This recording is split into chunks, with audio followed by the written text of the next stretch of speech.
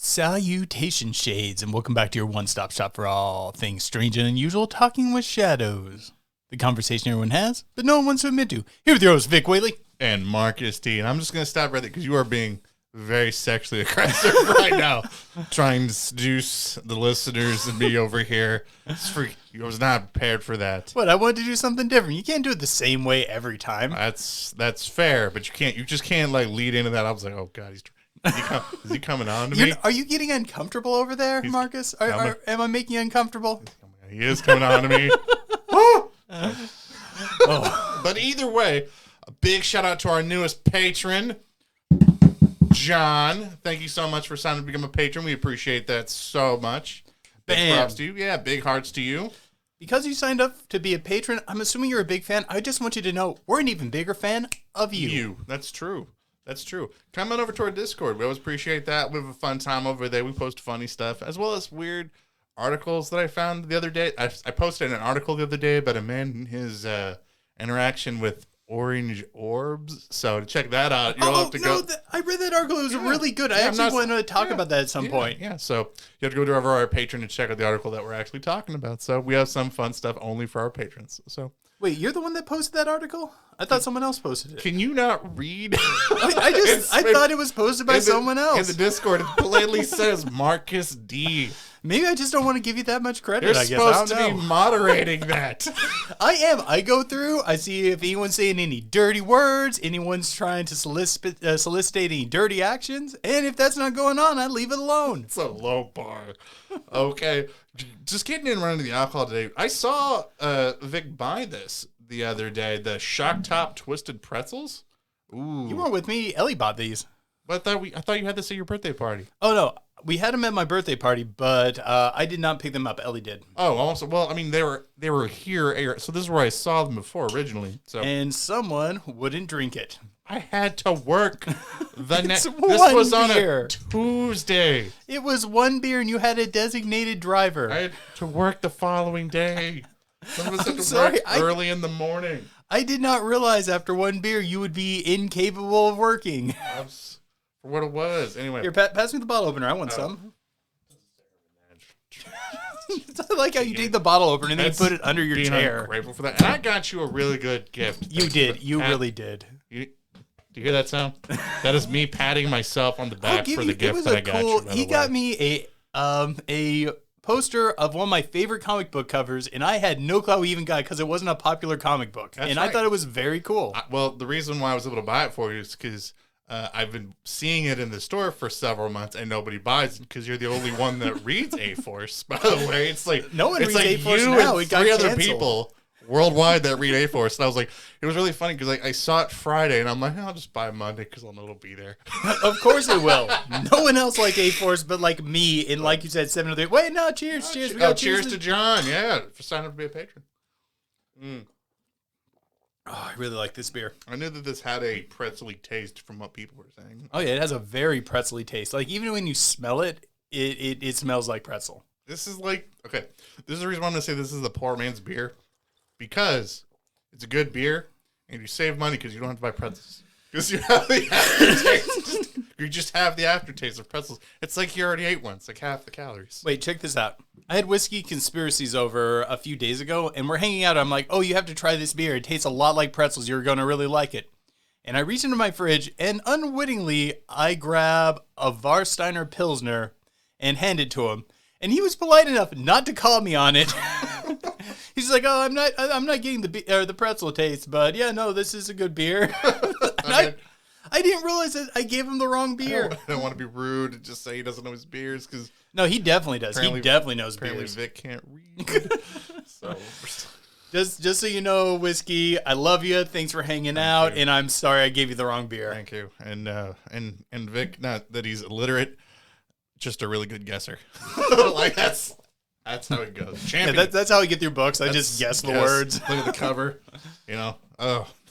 So, all right. So let's get into some comments for the episode, for our last episode. If you didn't see that episode, it's called Swamp Hag Magic, where me and Vic talk about some interesting folklore surrounding hags. I talked about the Sukian, and he talked about Jenny Greenteeth. And I think we have some cleanup from that episode because we were did. informed that we were being a bit disparaging towards witches. We did. I fully apologize. I am very sorry. I guess I either wasn't thinking about it in that context or maybe just chose my words poorly, but I do apologize. And I have reparations after you do your apology. Yes. So, like I always said, post good, bad. We'll talk about them.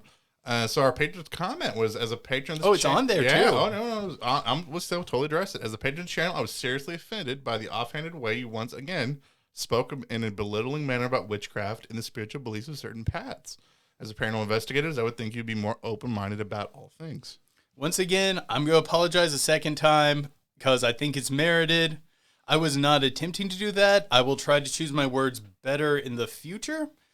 And as reparations, I want to bring Ellie, who is a witch, on to discuss a little more on swamp magic and rural magic. And she can keep us in check. So I'm just going to dig in. So I'm No, offended by you are apologizing. You are apologizing right now. Sorry. I'm going to read this statement here. Oh my God. I'm currently reading this apology on my own behalf. No, I'm just kidding. No, I mean, I really am. That's never our intention to sound like that whenever we were disparaging it. Like honestly, for that particular episode, the comments that I think that we were making were specifically around Jenny Greenteeth and the Suki legends as they were. Not necessarily as real people that are necessarily practicing these particular things.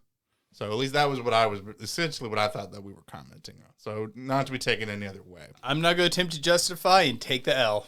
What?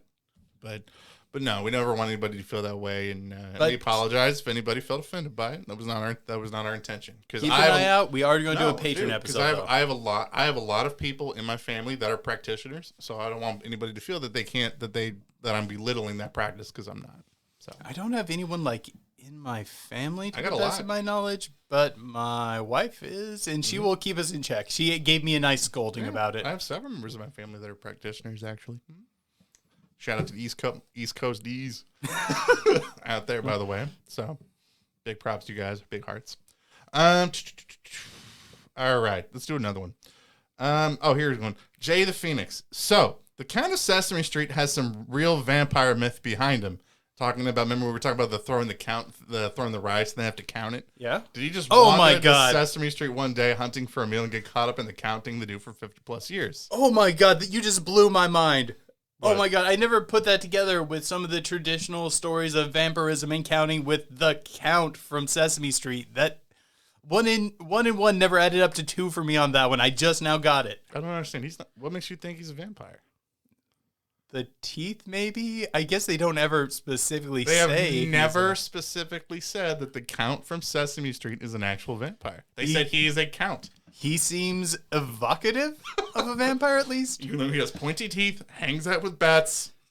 I apologize. Has a cape in 2022. I apologize for misidentifying the Count. I guess I may be assigning traits to the Count I did not realize. You know another weird thing too? Do you know they in canon says Snuffleupagus actually is a real thing? It is not just Big Bird's imaginary friend.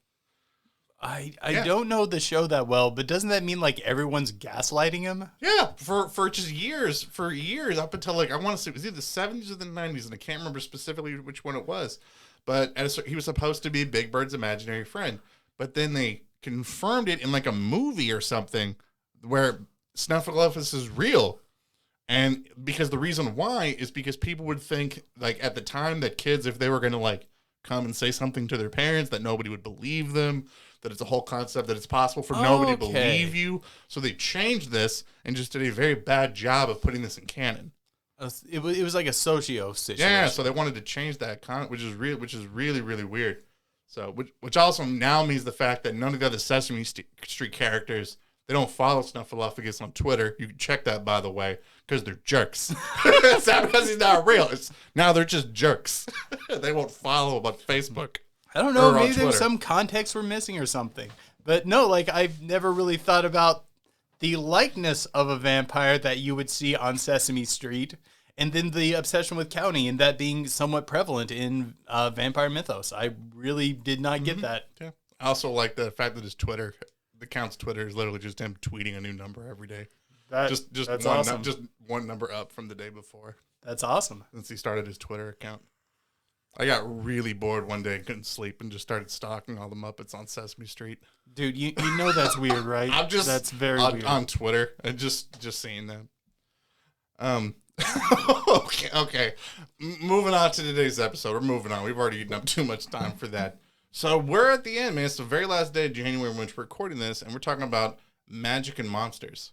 So today we thought we would talk about a topic that we have been saying we were going to do an episode on for years. Really just haven't been able to actually do it. Today is the day. Today we're doing, finally, Skinwalkers. Yes. Okay.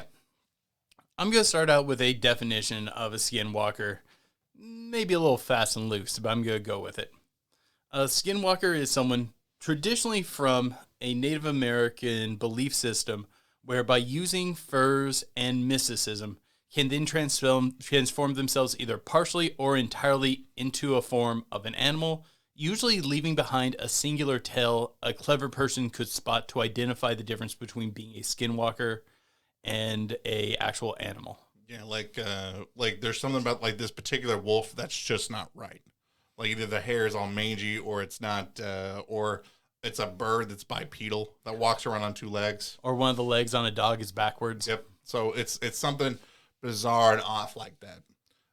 For people. So we thought that we would go ahead and talk about that. And we've been wanting to talk about Skinwalker for a long time. And actually, okay, I'll go ahead and start off. Wait, let me throw out a terminology thing real quick. Oh, sure. Skinwalker does evoke specific belief systems and is usually kept within that.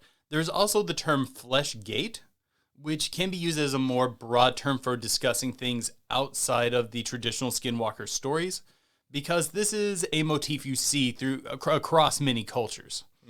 So if I say Fleshgate, I just want to make sure you guys know what I mean. So we were building up to do an episode about these a couple years ago. Like we were really building them to do that. Like we had bought some book. Like I had bought some books. I was reading them. It's just never panned out. Well, it didn't. So okay. So I bought this book, one of the books because if you go out and you try to buy books on Skinwalkers, you'd be surprised that even though how popular it is in the culture, like popular that it is in the zeitgeist. We know why. Yeah, no, I know why. Well, anyway, like you can't find as many as you think. Okay, so one of the books that I bought was by Gary and Wendy Swanson. It's called The Last Skinwalker, The Avenging Witch of the Navajo Nation. And they have another one, too, that you can buy, and it's about similar things too. It's also at Skinwalker. They do a second book about it. So these two are particularly, these two are primarily Bigfoot hunters, and they've been Bigfoot hunters in the Northwest. And they were collecting stories. Well, being out of the Northwest, typically the Skinwalker stories are in the American Southwest, where you start seeing stories. So there started being some overlap where they started getting some stories. Okay, so they go out there and they start collecting some stories, and they put it in this book. Well, one day, I finally get my book. I decide I'm going to read this out on my back porch, pitch black in the darkness, and I'm going to start reading this book. Well, while I'm reading this book, one of the things that they said was to learn about Skinwalkers, they went out there, but nobody would talk to them about it. They were trying to find somebody that would, like, talk to them about the legend, and they said they finally got somebody to do it. But they would only meet with them during the day in a public place. And they go out and they do that, and while they're having this conversation with this guy, he's talking about Skinwalkers and talking about what Vic was talking about. And then all of a sudden he would stop talking in the middle of the conversation and start just talking about like baseball or sports. And he does this like 3 times, just pivots quickly in the conversation.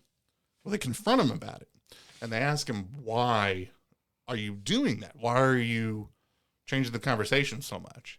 And what he said was he said, you don't understand that the Skinwalkers also employ the birds and the beasts, like birds and beasts, to spy on people for them. And they know about them. They know you're talking about them when you're talking about them. And he was seeing like deformed animals, like birds, sitting out on like perch. Someone was watching them. So he would change conversations when he saw this. But this isn't the first time we've heard about things like this. Think about when we were going over the Malleus Maleficarum for a patron episode. What was one of the big things that it warned about? Yeah, they would use familiars, that they would use animals. That they'd use that to spy on them, even within your own proceedings and judicial events. Yeah. Likely they'll be sending familiars in. Yeah. It warns highly of the use of animal proxies. Now, you might be sitting yourself being like, oh, there's no way, that's BS. No lie, the scariest paranormal thing that I've ever happened to me was when I was reading that exact passage. Because I talked about this in the patron section, but now I'm bringing this out to the main topic. While I'm reading this specific part of this book, my dog, who's a beagle, is out there with me at night. Was this Lucy or Pixie? This was Lucy. Okay. So my back porch light shines like a circle of light, maybe a foot and a half away from me. All of a sudden, this big giant circle of light, this weird shadow animal, the size of essentially, I don't know if it was a raccoon or if it was like the size of the same size as my dog, my beagle, steps fully formed into the middle of this light circle. No connecting shadows or anything, by the way. And just locks eyes with my dog, who, by the way, barks at nothing and barks at literally anything that comes 2 feet from the door. And they lock eyes for a good solid 5 minutes. Those awkward moments. And then all of a sudden just turns around and walks back into the shadows and disappears. I lose my shit. Oh, are we up to the point where you called me now? And I called Vic, by the way, our listeners, my best friend, okay, person that I rely on, by the way, to help protect me from weird stuff like this that I may or may not understand.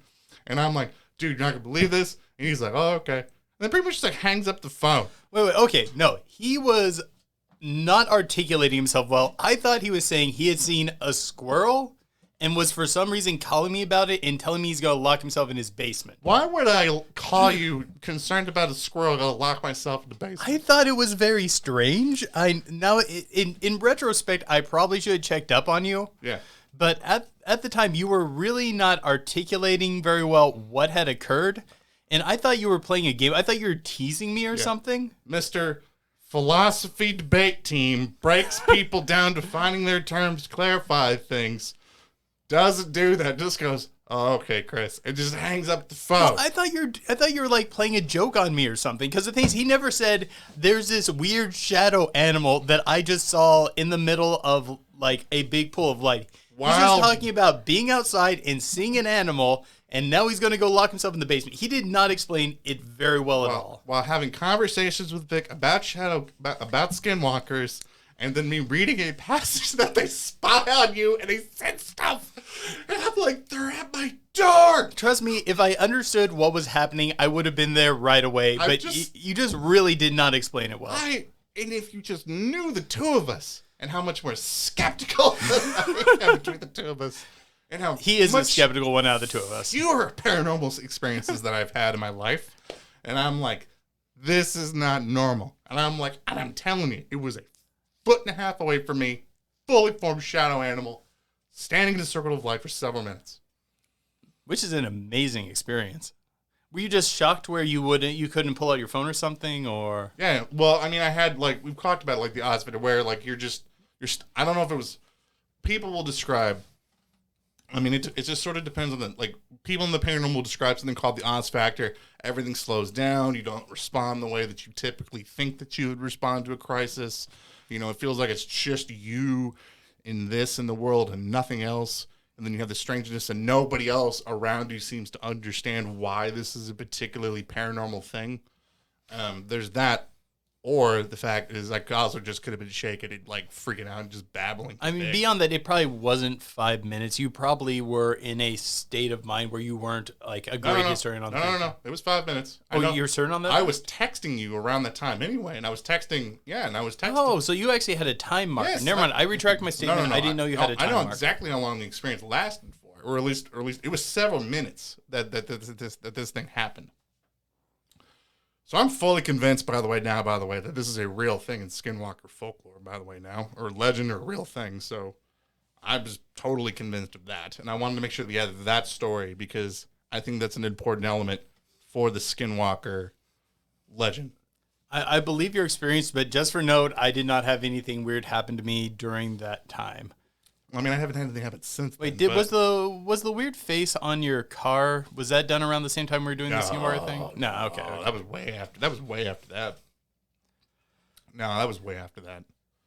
But okay, one of the things I wanted to discuss in context to Skinwalkers is how this is a cross-cultural event. Yep.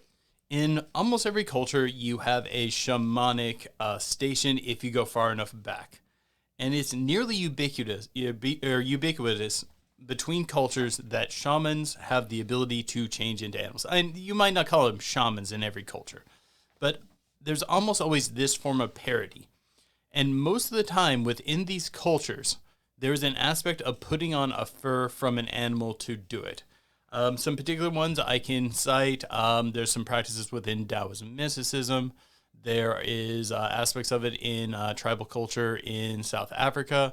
It is very present within many Mesoamerican cultures, South American cultures, as well as Central European and Northern European, as well as Ireland and England, and likely even more than that. But something that I think that's a little bit different about the Skinwalker story, like the Skinwalker story, the Skinwalker legend, is in that it was. I've also heard too that part of the ritual involves you murdering somebody who's close to you. The context in which we discuss the Skinwalker is somewhat unique because of there's this very dark, shady, almost evil element to the mysticism that they practice. There's a lot of talk about them doing evil rites and things like this, which that's one part that's not as pervasive in many of the other stories. Right. Now, I want to make sure that we're not trying to belittle this. This is just an element that people that are in the culture believe. And truthfully, from what I've seen, I haven't seen anything to the contrary for anybody who's practicing that to come forward to say, no, this is not true. Right. From that particular thing. I don't think I've ever seen anything like on that, where you see in other particular paths where they'll be like, no, we don't really do these particular things within our practice. Question. Do you think that the fact that you see this present in so many different cultures, do you think that means there's a parody for the Skinwalker, or at least something fairly similar that was at some point? Because the Skinwalker is usually discussed in the context of it being a mystical transformation, that you use magic to do it. And when you think about it in the shamanic cultures, also you're using an act of mysticism to achieve this goal. Would you say that this is just the same thing being discussed through different cultural lenses? I think that I'm going to say no, because I don't think that you can clarify the end result as the same as what the path is. I think the path that leads you to that end result makes it something different. And I think that it's important to talk about that, because there's other practices in which you don't have to do something, as far as we're aware of, if there is a very dark nature to the method to become a Skinwalker, to take that route to get this transformation. Like we talk like particular yogis that become like Bigfoot like creatures. Yeah. Like you don't got to kill your best friend or your sister or brother in order to achieve that. Let me throw out some possibilities though. Many of these initiations into mysticism involves a layer of secrecy and secret knowledge. Correct. One possibility would be this is a step that is not reported in legend. Another possibility would be that it is not, and the dark acts that Skinwalkers do is not actually connected to the shape-shifting aspect of it. Right. And then a third possibility would be maybe we've misattributed these dark acts to Skinwalkers. Well, it could be something where this is a particular subculture of people that can do this, but to protect it, to make sure that they're only getting people within to get this particular knowledge that sort of fit their worldview, that you got to do something, to convince them that you can come into their community. Yeah, many yogis do not seem like the type where they're going to kill a close personal friend to gain power. Right. So I actually think that it's doubtful that all of these cross-cultural parodies are all doing some sort of specific evil act, and then the lore just has not caught up with it. It was just never disclosed into the lore. But if you compare this particular practice to, say, exorcisms, where the end result, like, you'll have all these different cultures that'll do different things in order to be able to exorcise something out of a person or a place, very different practices, and they all claim success. The only thing that they all seem to have in common is belief that they can achieve said task. But there's one step further you can go with these flesh gates, if that's the term you want to use. And that's that almost all of them have that association of utilizing the skin within it. You also have to be a wholly pure person normally. Well, hang on. Well, okay. Well, I'm going to make an argument that I think is a little bit different about something that I think is unique to Skinwalkers.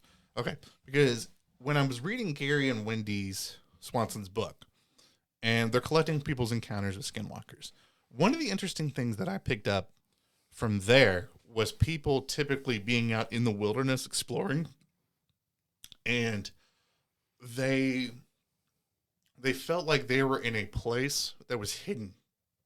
Like, they felt like they were in a particular, very special place.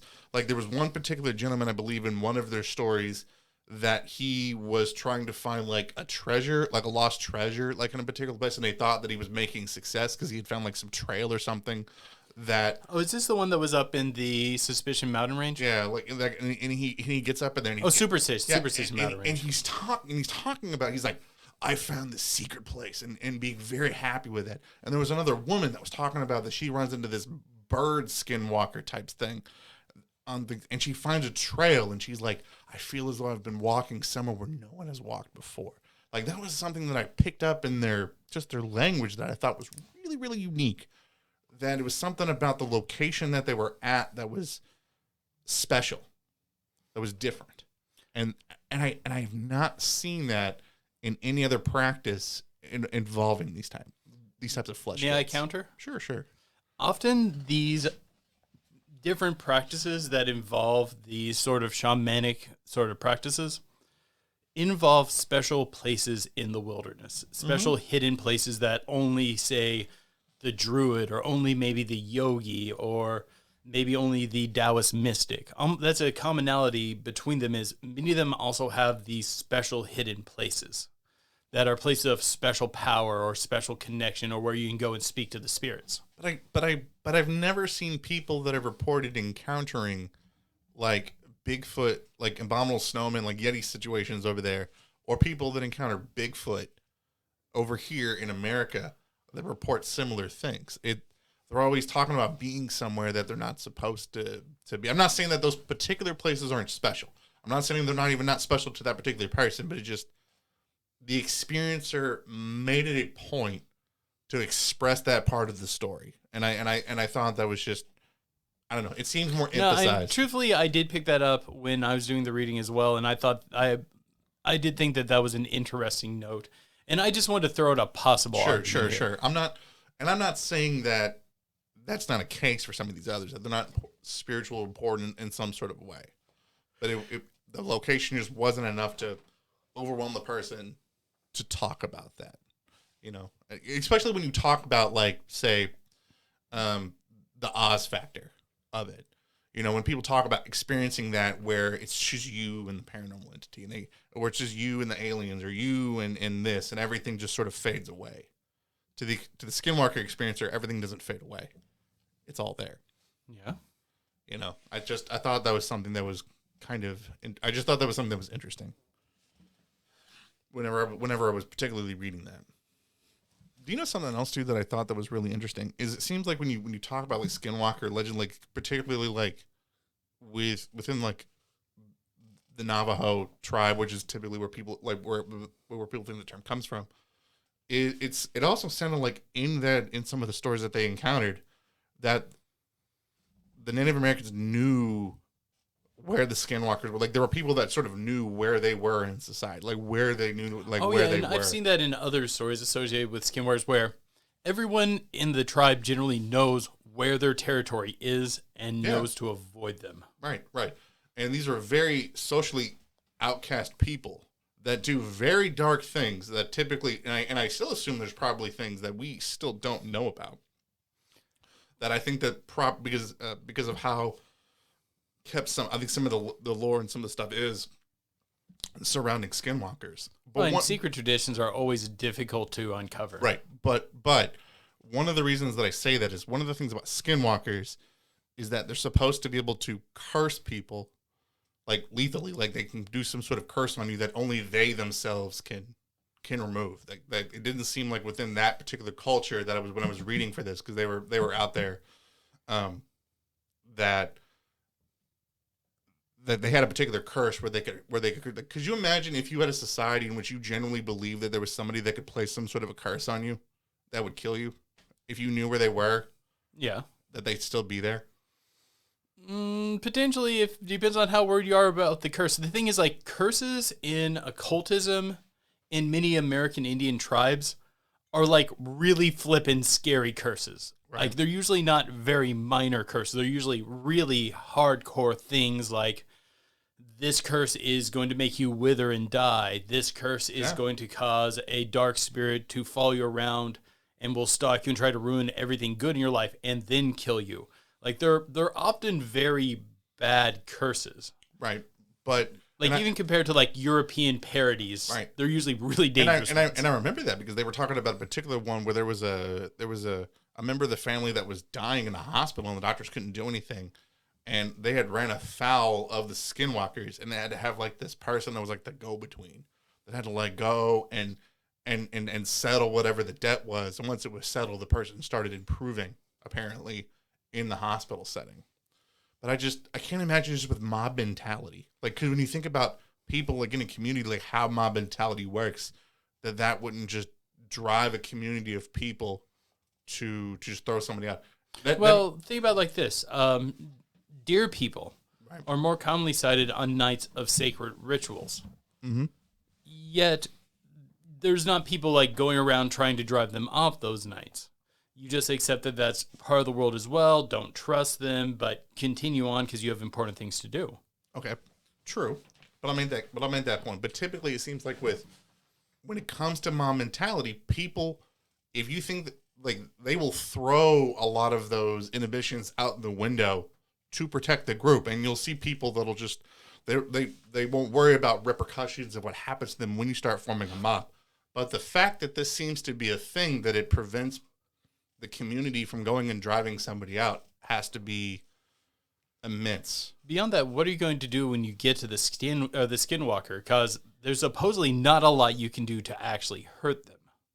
Like, I've heard rumors of certain silver bullets there are for Skinwalkers. Yeah, or what was it? Ashwood? I think it was Cedar Ash. Cedar Ash, yeah. This was a while ago, though. Because I remember particularly reading some encounters where people thought they were experiencing them, and they had particular special bullets with Cedar Ash. Well, and I tracked this down from a story which I was never able to confirm was a real story. May have been a scary story. Right. But in the story, I think it was the guy's grandfather went in, got his revolver, opened up the chamber, and poured this white ash onto it, and then closed the chamber and was going to shoot it with it. Based on some looking into it, I think it might have been Cedar Ash. And that led me to a thought on the nature of their weakness. When I do find allusions to there being weaknesses for skinwalkers, it's almost always a thing that's supposed to attract good spirits. Like, cedar is one of those things that attracts good spirits. Or like, say, sage. It seems like maybe the reason why it's supposed to work is it'll draw good spirits into them. Mm-hmm. And maybe that would destroy them. Also, there is a purifying element to them. So it could be that. I tried to deconstruct the means by which that they're killed to try it back to a specific lore point. But that's kind of the best I got because it was hard to get confirmation on some of these things. Getting hard facts about skinwalkers is sometimes hard. Easy. No, it's not easy. Like that whole like Cedar Ash like story that you were talking about is not an easily found point, you know. And like I said, I was never able to confirm that this wasn't just a story that was made up. Right. And even too, like some of the stuff about like I think the skins, was that necessary? Because I think the one time that I've I think I've heard a couple stories involving that too. Like it's dicey. Like I've heard, like I think even particularly within Gary and Wendy's book, they had like two different accounts about the process about how about how a skinwalker is made. Yeah. I mean, I have my doubts about some of them because one of them involved a bunch of teenagers that literally just stumbled upon it, and the skinwalkers were like, it's okay, you can stay and watch. Weird. I have my doubts about that. That very antisocial practitioners, very bent on keeping their secrets safe, are just gonna like let some drunk teenagers hang out and watch one of their most probably protected secrets for how it's done. And I might be wrong about this. This is just something I thought about while we were talking. I haven't had a chance to double check it. But wasn't there a shapeshifter element to the Mistra mystery cult? I want to say in the Mistra mystery cult from the Roman period, I believe that there was a shape-shifting element to it as well. But I can't 100% confirm that offhand. Well, I mean, it goes to that this is a type of element that's in a lot of different cultures. Yeah, but also we're talking about like a mystery cult, so I think there's even a stronger connection here. But the thing is though, it seems though with skinwalkers that through a lot of through time as time has gone forward, when people are trying to describe some of the practices of some of these practitioners with how they would transform, there may or may not be some accuracies to that. Quite possible. And then there's some clarification that goes forward. But it seems like with skinwalkers, though, it seems as though nothing's really come forward to dispute that sort of dark element behind it. That's true. But if you're part of a secret mystical society, oh yeah, you're not going to. Oh no. And getting any hard facts on it is also going to be a challenge. Right.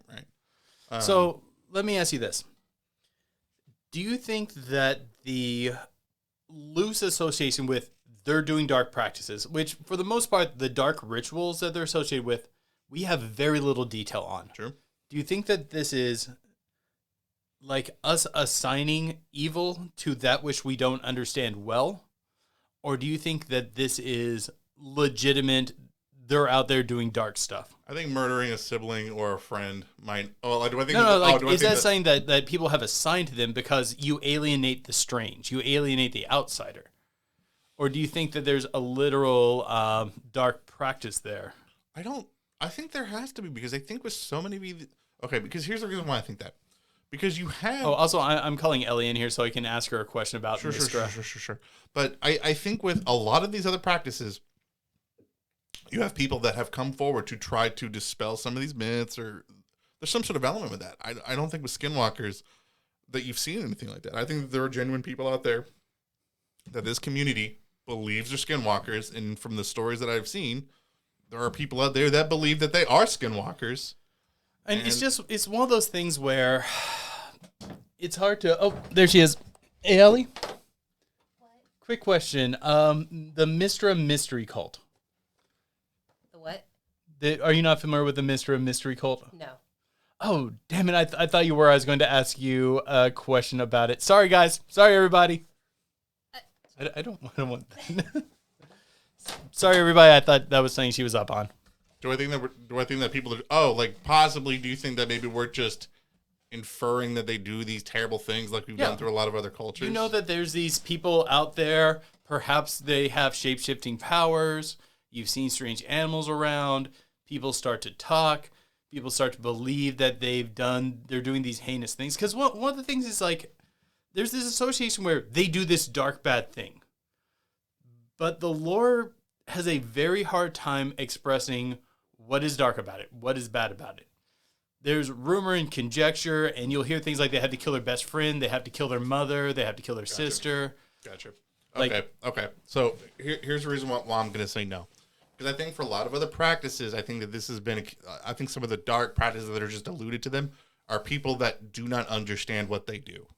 The people that are typically ostracizing these skinwalkers are people within their own community that typically understand a lot more probably about the occult and mysticism, because it's people within the tribe. And I think that maybe if it was people outside of it that might be saying that, maybe. But if you have people within the community saying, hey, these people do some dark, heinous things, don't mess with these people, they can do some mean things to you. And I am somewhat ignoring the plethora of stories of people who do get cursed by skinwalkers, and then they have to go to a local shaman and go through this very difficult process of having the curse be removed before they die. Like, I don't think this is being done by... I don't think this is being done by people just with one particular path that don't understand the other path, or people that are not even on a path that are just accusing people of that. This is people within the community that I think that really have a good understanding of it, that is critiquing somebody else's practice. I mean, it's close enough. I would say that. Okay. And I think that's a fair answer, because it's not like I can point to like a specific thing. Like, I'm not trying to judge just on me. Like, I would take their opinion of it, that they're like, oh, these are probably not people you want to mess with. And there's probably some truth to that. Okay, I got another question that I wanted to hit during this main segment. I know we're getting low on time. This calls back to your experience before, right? Where you were studying up on it. Part of the lore says if you start looking into them, they'll start looking back at you. And I had pointed out earlier the connection to other mystical traditions with familiars and things along those lines. Sure. First, do you think that you had accidentally ran into a shadow animal, or do you think this was literal Skinwalker BS? I think I just had it. I think that I was looking at something very much in the paranormal, and I think something else just in the paranormal was looking back at me. Now, do I think it was Skinwalkers? No, I really don't think so. Because even in the context for how I think people describe what Skinwalkers use, I don't think they use necessarily shadow. Like in the story, like when I'm like Gary and Wendy, when they were talking about their experiences with the person, they're saying they use like real animals that are just sort of off, not shadow animals. Maybe, I don't know, but so just spooky coincidence. No, I think that I was looking at something heavily in the paranormal, and the paranormal. Oh yeah, because whenever that's kind of true about the paranormal altogether. Yeah. No, I think I was opening myself up to something in the paranormal for it to come to me. And once again, I'm going to give a cross-cultural question for my other one.